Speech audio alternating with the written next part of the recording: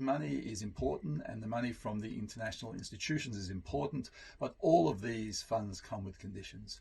And mobilizing domestic resources is the most important and sustainable way, both to provide long-term healthcare, but also to have national sovereignty, to make sure that the governments and the citizens who elect them have control over their own destiny.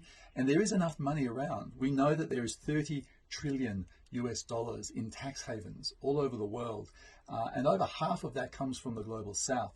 So we need to stop the bleeding away of these funds out of countries all over the world, but particularly in Africa, to these tax havens. We need to make sure that those companies who are extracting wealth from Africa are made to keep that wealth in Africa by paying their taxes, by investing in the workforce, by training the workforce.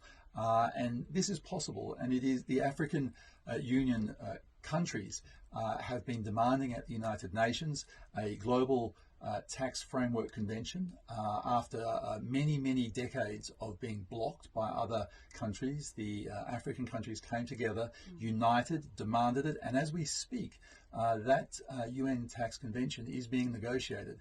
And so if it comes into force, and we all need to support and thank our governments for that, if it comes into force, then we will have the opportunity to raise taxes locally from those with the means to pay.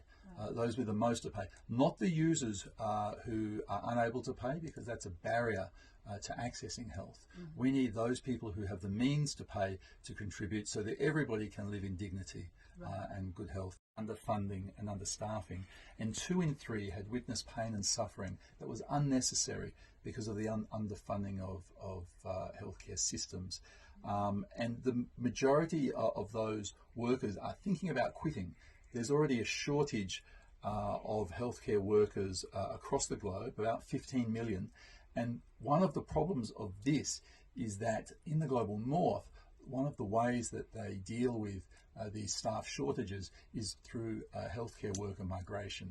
And this draws workers out of countries like Africa, where there is enough healthcare workers trained and produced, but not enough money spent to employ them. And so they leave the continent for the North, who doesn't take responsibility for funding the world's healthcare needs and doesn't take responsibility for training its own staff. And so we need to make sure there's enough money available to fund the employment of all these healthcare workers that are trained in the continent, and they're not lost like in illicit financial flows to the global north.